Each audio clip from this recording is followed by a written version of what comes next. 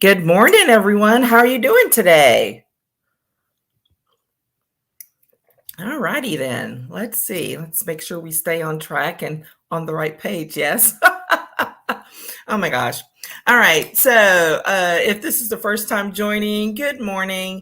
My name is Patricia Hayes. I am an executive advisor, career empowerment coach, and authentic networking strategist. And what I do is I help professionals, executives, and entrepreneurs to effectively and purposefully uplevel their professional relationships and establish strong networking skills and strategies so that they can achieve their professional goals. And may be overly simplified, but very accurate, because the goal and the purpose is to always stay authentic with it, to be purposeful, and to stay aligned with your values. And so that is not something that often people stay in alignment with and consistent with when you're talking about networking, but that's what we do here. And I welcome you to our coffee time career chat. And today is the last Monday in January. And it would be very, very problematic for me if I did not make sure to address the issue and concept of mentorship during this month, because January has been designated as National Mentorship Month. So I, of course, have tons and tons of opinions on this, having been a mentee and having been a mentor throughout most of my life. And I find it to be an extremely valuable relationship, a very useful resource and tool, but one that is often misunderstood, that is misused. And it's something that we all need to just stay active about correcting and making sure that we as mentors and mentees, and bringing up the next level of mentees in our lives, that we make sure that they are aligned with where things need to be. All right. So as we're talking about that, and make sure, because we kind of forgot our banner today, um, is to make sure that we are clear about what the mentoring and mentee relationship really is. And we're going to talk about a little bit about that. And I invite you to check that out, because on my various socials, LinkedIn or whatever, probably my blog, I've done a post this week, today, about this very thing. And it's very personal. It tells some of my personal stories and perceptions about mentorship and experiences. And so you kind of get a little deeper look into what it is that that I believe and how it came to be. So I invite you to go check that out, and don't forget to click the link and get on the newsletter mailing list, right? So we got to make sure and put that out there. So as we're looking at today, if we're talking about these 4 strategies for effective mentorship, and I was starting to talk about this in the context of um, mentees and mentors. And we're still going to do that, but it's just easier to direct it in this one. And then I will, as we talk, flip it and tell you why this applies to mentees as well. So we're going to talk about 4 strategies. The first one is that in a mentor mentee relationship, there must be give and take. Like, you must be willing to give and open to receiving. And what do I mean by giving? Well, there's always the obvious, right? You have to commit your time.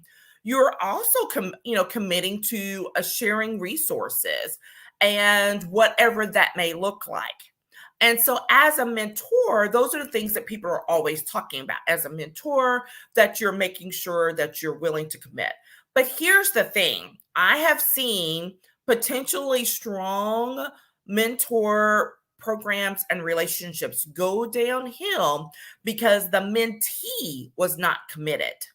And that is problematic, because what happens is, if you've pulled someone in who's not experienced at being a mentor, so they're not necessarily used to it, they're just getting started, you will leave a sour taste in their mouths, and they'll be like, yeah, these young people or these people are not really committed, so this is a waste of my time. And that is the last thing you want for someone to feel.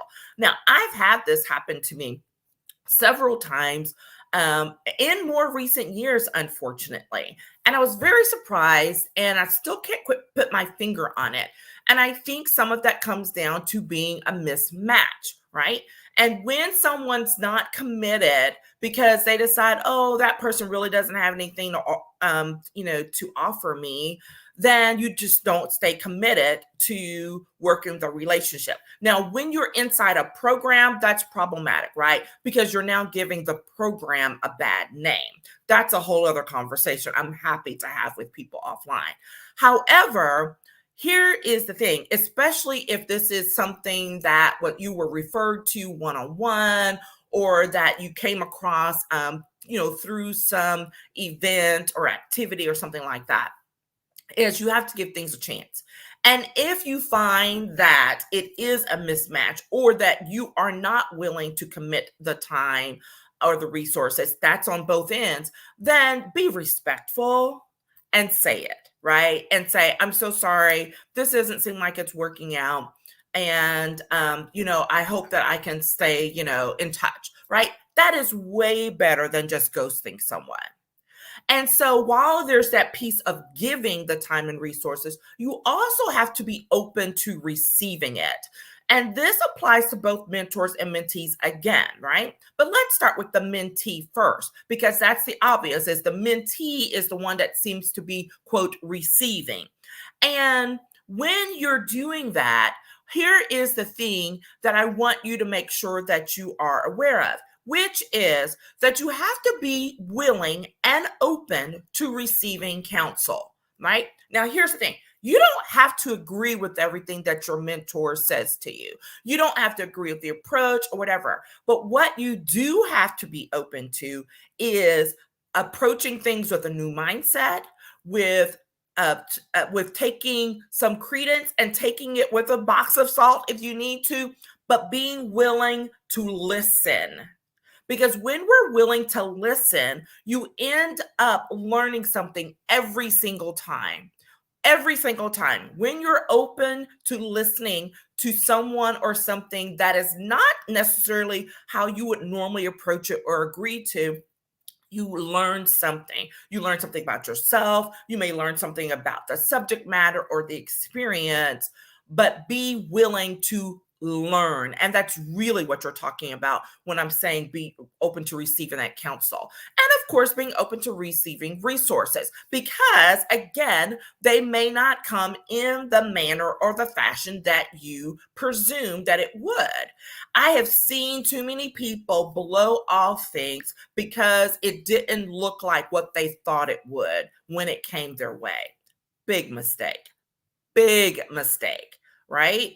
Because sometimes the greatest gifts come in the ugliest packages, or they come in unexpected packages. So just because something looks like it's wrapped up in a paper bag, let me tell you, I know how to wrap up some really great gifts in some paper, right? Tissue paper, whatever. So do not make wrong assumptions about how something comes to you that is a potential resource. We'll talk a little bit more about opportunities in just a second. Now, on the mentor side, this is a little bit of the surprising piece, is where people are like, well, I'm the mentor, so I'm not really the one that's going to be receiving anything. Not true. As a mentor, you can learn so much from your mentees, right? Whether it's something because there's a difference in generation, so maybe your mentee can help or expose you to something that you might not otherwise because of just the generational difference, or maybe it's an area of expertise or interest, whatever it may be. You as the mentor also must be open to receiving something from your mentee. Not a lot of people approach the relationship that way. And that is a mistake as well, because it doesn't matter how much experience you have as a mentor, how old you are, how long have you been in the business. you too can always learn something. And that's what you always have to remember. So you as well must be open to receiving new knowledge, new learning opportunities, and something else, even if it's from the process and growing and learning how to be a better leader, even in a small connected relationship. Okay, so that giving and receiving flows both ways. Okay, now I've got someone saying checking, making sure. Yes, this session is going to be recorded. So you will be able to check back with this almost immediately. It will get posted. So don't worry, you will be able to access it. Okay. All right. And so as we're moving along, then the next piece is to talk about, let's talk about the uh, keeping an eye out for opportunities. This is super important. This is one of those things that people always presume to be, and sometimes not in the best way, right? Because that gets in that, y'all know how I feel about transactional networking, but that transactional piece where it's just like, okay, what can I get from this situation? But you definitely want to go deeper than that, because a mentorship is a relationship. It should be, right? And so it's not just what can I get from this person right now. Now, at some high levels, it could be, but that's only if that's exactly how it's structured to be. And even then, don't take that for granted, because the one piece of content that I did not mention yet is that trust is a two-way street, especially in a mentoring relationship. So you're building trust both as a mentor and as a mentee, and what you do not want to do is to break that trust along the way. And as you're growing, you're keeping eyes out for opportunities both as a mentor and as a mentee. As a mentor, you're generally probably have been sought out because of your position in your industry, your level of expertise, your years of experience, something like that, right? And so people are coming to you, or you're getting introduced to mentees because of the things that you can expose them to, and helping them to learn how to see and engage in valuable opportunities is absolutely a very important part of the mentorship relationship. What did I say? Because remember, I didn't just say giving them opportunities. It's also about helping them to learn to see the opportunities for themselves. This is so important, because it's that whole little saying, about how you can take someone and you can, teach them how to fish. Excuse me, you can go fish with them and do it for them, or you can teach them how, so that then they can know how to go get their own fish all the time. I'm sure I butchered that analogy, but you know what I'm talking about. And here is the thing. This is the same thing. Very much part of a mentoring relationship is not just giving new opportunities, but helping your mentee to learn how to see them, to know how to recognize them, to learn how to nurture them. So that if your relationship wanes, they still have a very valuable skill that they can use throughout their career. This is one of those things I talk about in that blog post that I mentioned, because this is something I absolutely learned from my mentors, right? About learning how to see things, learning how to pause and recognize a potential opportunity. And then this is the thing where you take it back to your mentor to discuss, hey, what do you think about this? I saw this. What are your thoughts on it? I mean, this went on for years for me. My mentor from college, who I still stay in touch with 30 years later, right? There was a time during my career, I was making yet another big move, and I reached out to her. She had moved from the state, and I reached out to her to get her input on it. And she, of course, gave me her input, told me what she thought. and then was like, why are you still in calling me for advice?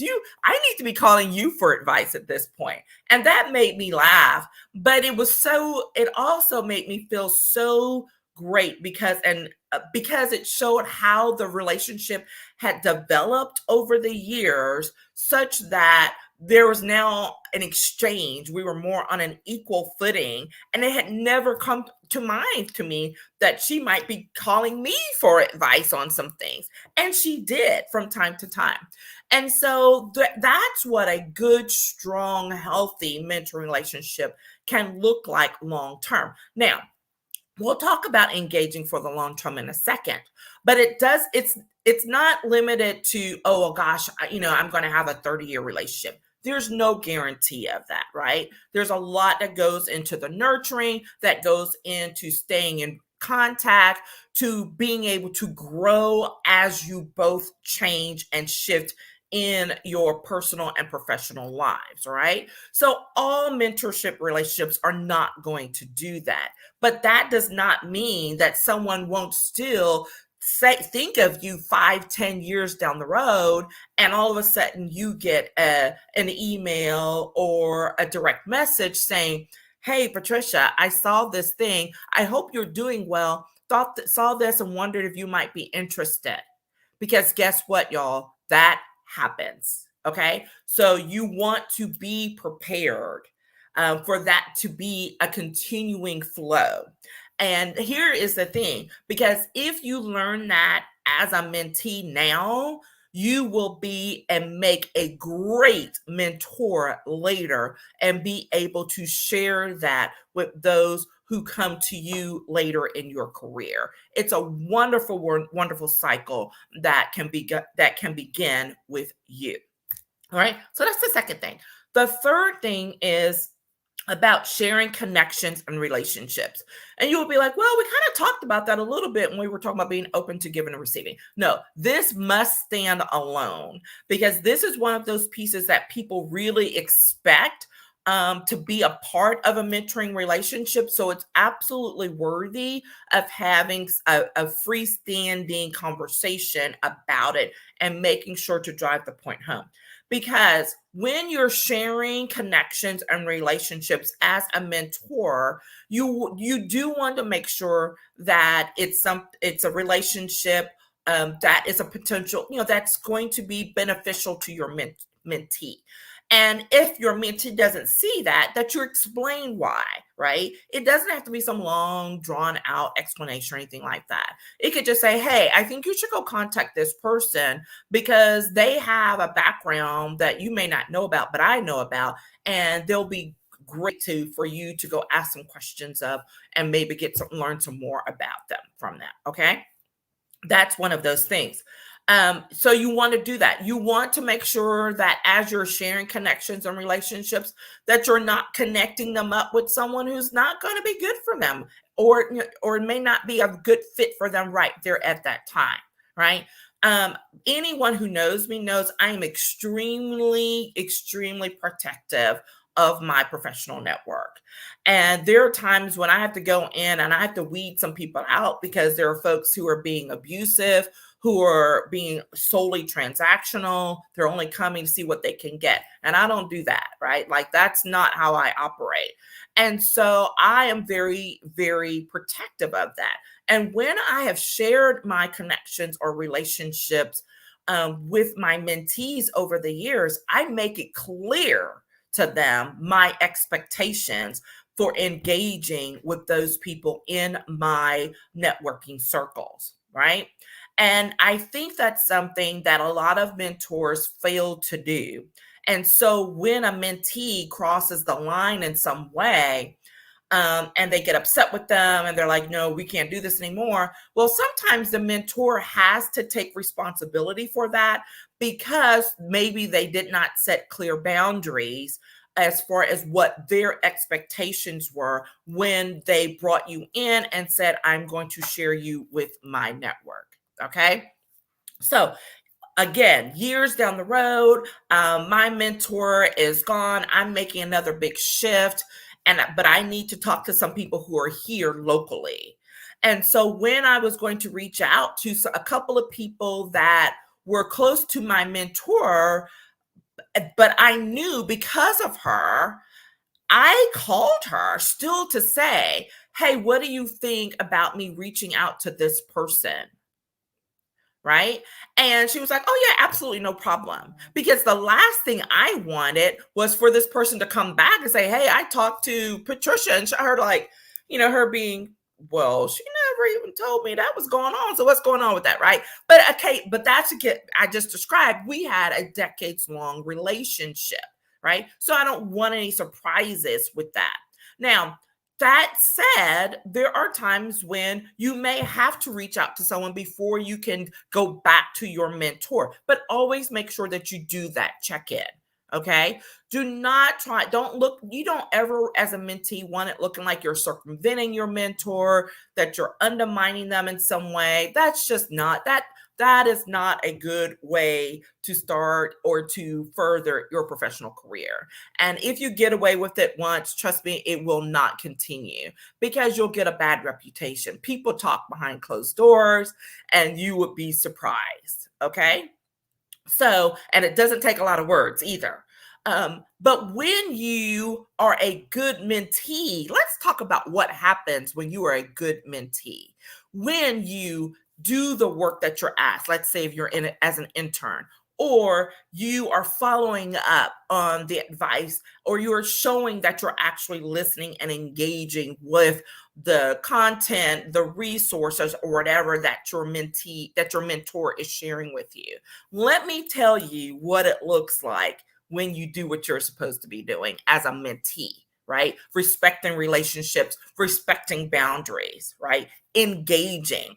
When I was, law school, coming out of law school, my last semester of law school, I actually worked in the Texas legislature here as a full-time externship, right? That's a fancy word for I'm still working and not getting paid. I was paying them because I was getting academic credit for it in my third year, second semester of law school. And I got assigned to a woman in the legislature through the office that I was working for. And, she didn't get to pick me. And I was well aware of that. Like, I got assigned to her. And so knowing that that's how that went down, I was very mindful of being very respectful of her work, of taking her advice, of listening and engaging, and all of that during this. It was a fabulous, fabulous experience that I had. And as things grew along and that trust built, because remember what I said about that trust being a two-way street. So as I continued to do the work, to engage, to show her that, hey, I'm really here to learn and to learn well so that I can move forward, she began to trust me more and continue to open up resources, to make recommendations of things for me to do and all of that. And by the time we got to the end of that semester, because I was raised right, I made sure to say thank you. And I said thank you in a handwritten note. I sent her flowers. I did all of those things, not just as a kiss up, but I truly appreciate it because I knew, again, she did not get to choose me. I was assigned to her. And she continued to work and began to trust me.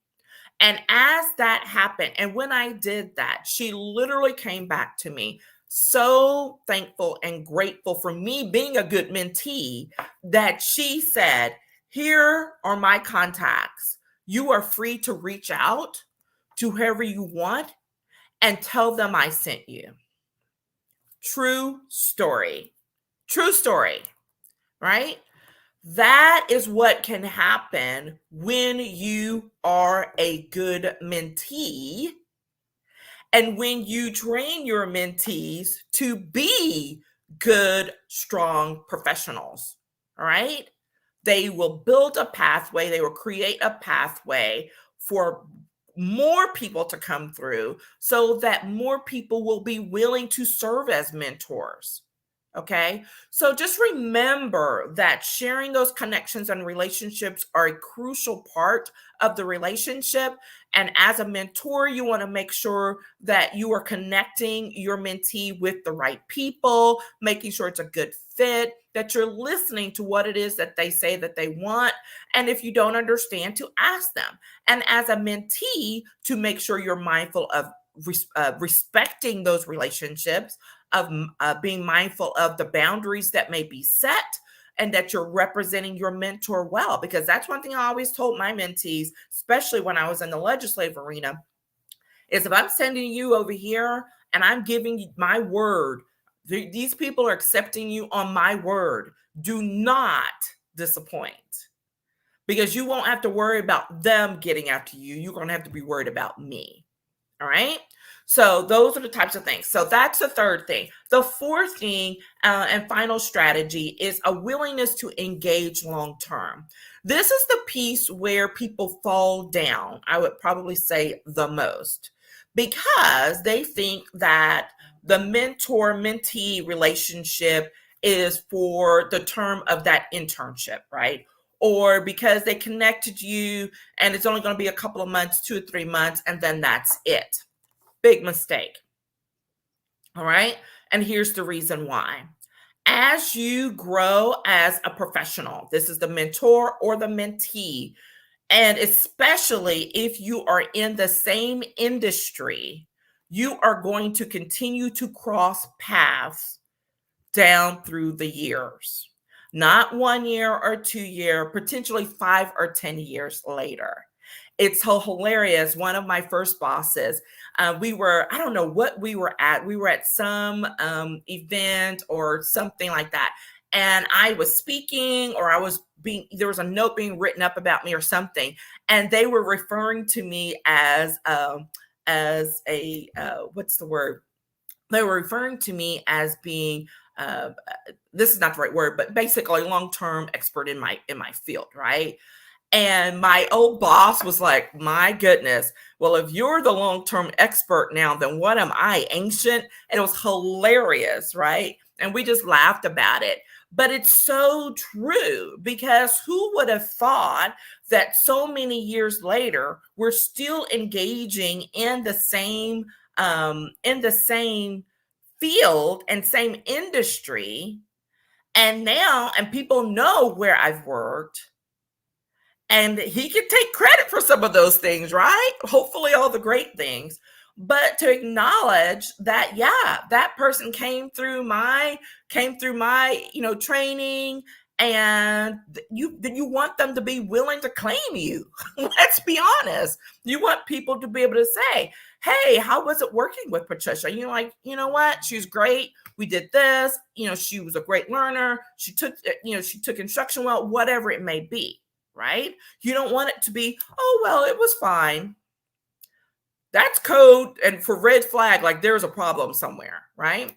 And that causes people to dig a little. Now, not getting into that, that's also that piece of taking things with a grain of salt, and so that people can learn. But you don't want to put people in the position of not being able to speak well of you years down the road.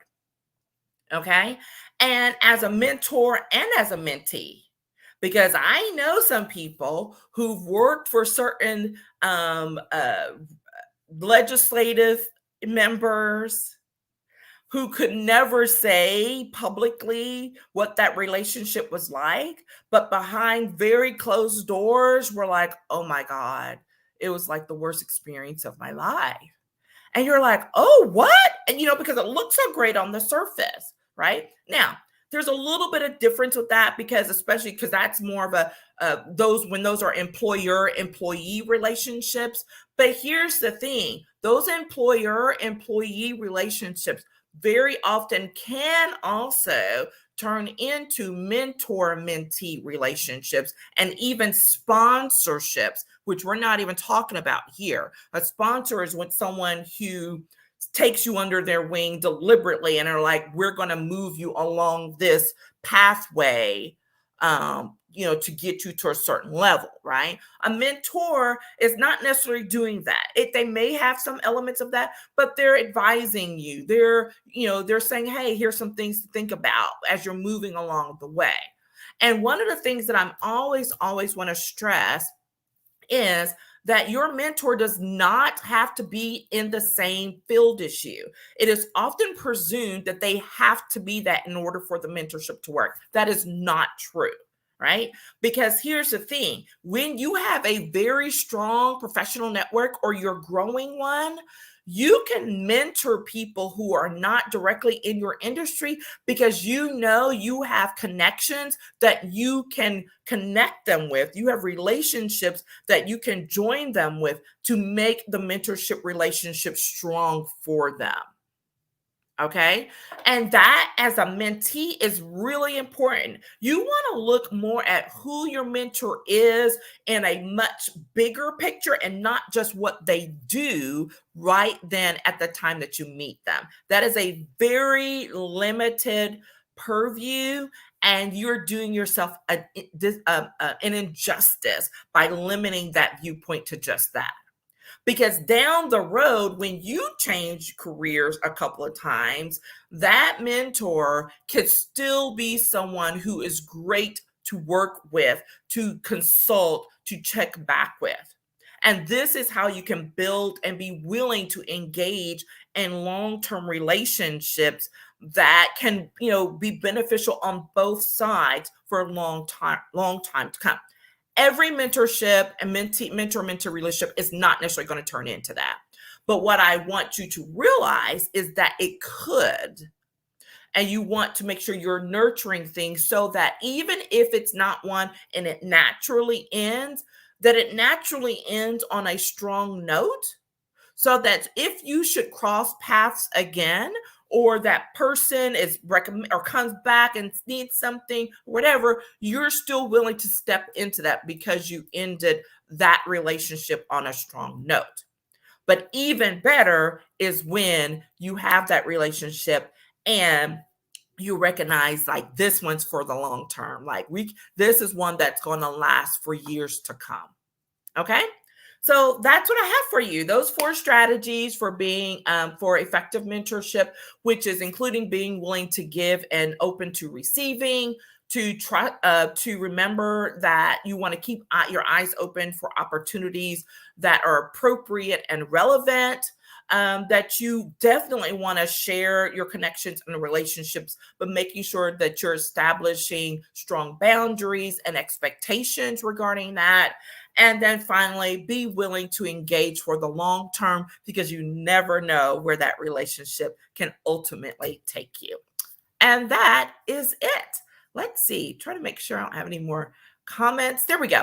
Okay, so thank you guys so much for sticking it out with me. I hope that this has been helpful or useful to you. Please be willing and share this because I think it's really important for people who are looking to be better mentors as well as being a great mentee. But when you know what type of mentor you should be looking for and what to expect from them, okay?